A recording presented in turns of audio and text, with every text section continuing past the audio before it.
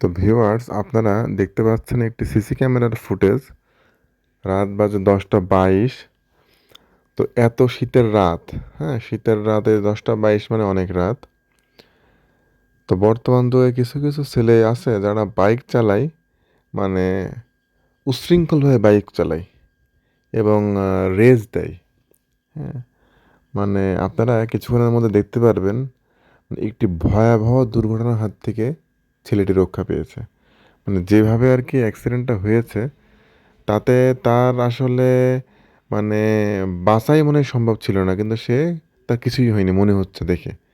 তা আপনারা দেখতে থাকুন, কিছুক্ষণের মধ্যেই এই অ্যাক্সিডেন্টটা সংঘটিত হবে। আপনারা দেখলেই বুঝতে পারবেন আশা করি। ঠিক এখনই সাইকেলটা যাবে, তারপরেই আপনারা দেখতে পারবেন একটা ফিল্ম স্টাইলে। এই দেখেন কি অবস্থা। মনে হচ্ছিল যে ওই মানে ফিল্ম স্টাইলে যে অ্যাক্সিডেন্টটা হয় সেই রকম, মানে কোনো শুটিং চলছে। এবং ছেলেটি যেভাবে পড়েছে, একমাত্র আল্লাহ তালাই তাকে বাঁচিয়ে দিয়েছে। এই অ্যাক্সিডেন্টের পরে তার আসলে মানে সে যে অক্ষত অবস্থায় আছে, এটাই আল্লাহর কাছে অনেক শুক্রিয়া। এবং দেখেন, সে অ্যাক্সিডেন্ট হওয়ার পরে উঠে এসে সে আগে বাইক নিয়ে ব্যস্ত। তার বাইকে কোনো কিছু হলো কিনা, এবং যারা আসছে তারাও কিন্তু বাইকের দিকে তার নজরটা বেশি। তার কিছু হলো কিনা, তার কি অবস্থা সেটা দেখার কোনো বিষয় নেই। বাইক নিয়ে ব্যস্ত, সবাই বাইক তোলা নিয়ে ব্যস্ত, বাইকে কিছু হলো কিনা, কি হলো না হলো এটা নিয়ে তারা ব্যস্ত। তা আসলে যারা বাইক রাইড করেন এত স্পিডে, মানে ফাঁকা রাস্তা দেখলেই যে এত স্পিডে গাড়ি চালাতে হবে, মানে এইটার এই মন মানসিকতা মাথা থেকে দূর করতে হবে। উম, মানে যার বাস্তব প্রমাণ হচ্ছে এটা, মানে তার কিন্তু সেরকম কোনো কিছুই হয়নি, হলে কিন্তু অনেক বড় একটা কিছু হতে পারতো। দেখতে পাচ্ছেন তারা অনেকে ভাবছে বিষয়টা, মানে তারা গাড়ি নিয়ে ব্যস্ত। এই বাইকারের কোনো হেলমেট ছিল না। এই হেলমেট ছাড়া আল্লাহ পাক যে তাকে বাঁচিয়ে দিয়েছে, এটা বিশাল একটা বড় পাওয়া। এবং আল্লাহর কাছে লাখো শুক্রিয়া যে হেলমেটবিহীন সে অক্ষত অবস্থায় আছে।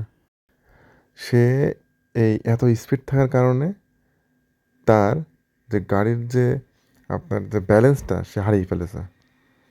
এবং রাস্তা কিন্তু ফাঁকা, এখানে দুর্ঘটনা হওয়ার কোনো প্রশ্নই ছিল না। গাড়ি ফুললি ফাঁকা, গাড়ি ফুললি ফাঁকা। আমার যেটা ধারণা আমার যেটা ধারণা আসলে রাতে অনেক কুয়াশা পড়েছে, রাস্তা ছিল ভেজা। হ্যাঁ, সেই ক্ষেত্রে গাড়িটা হয়তো স্লিপ করেছে। তাছাড়া এত ফাঁকা রোডে আর রাস্তাটা একদম নূতন। হ্যাঁ, তো সেই ক্ষেত্রে আসলে এরকম অ্যাক্সিডেন্ট হওয়ার কোনো প্রশ্নই ছিল না।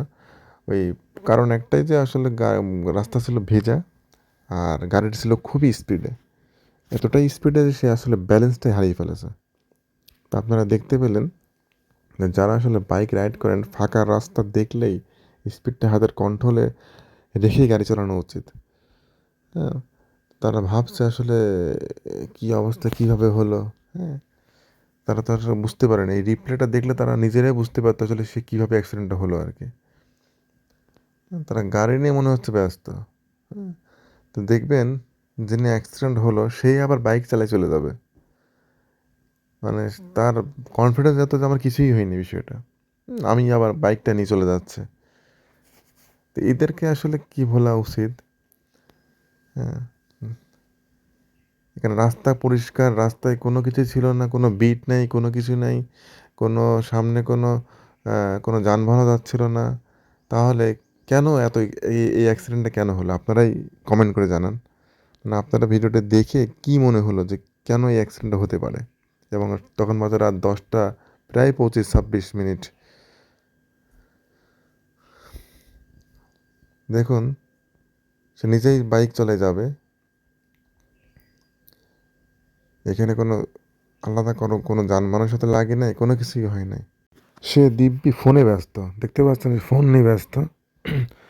এখন সে অনেকটাই মানে এতটা কনফিডেন্স, তাই আসলে তার কিছুই হয় নাই, কীভাবে হলো আসলে এই অ্যাক্সিডেন্টটা শুধু তারা রিপ্লে দেখতে পেত, তারা তারা নিজেরাই বুঝতে পেত। তো সে এখন নিজেই এই বাইকটি রাইড করে চলে যাবে, দেখতে পাবেন। দেখতে পাচ্ছেন সে গাড়িতে এখন উঠতেছে। মানে সে নিজেই এতটাই কনফিডেন্স যে সে নিজেই বাইক রাইড করবে এবং চলে যাবে, বুঝতে পারবে আমার কিছুই আসলে হয় নাই। হ্যাঁ, তে দেখতে পাচ্ছেন এই যে সে চলে যাচ্ছে এখনই। তো গাড়ি নিয়ে ব্যস্ত, গাড়ির কিছু হলো কি না।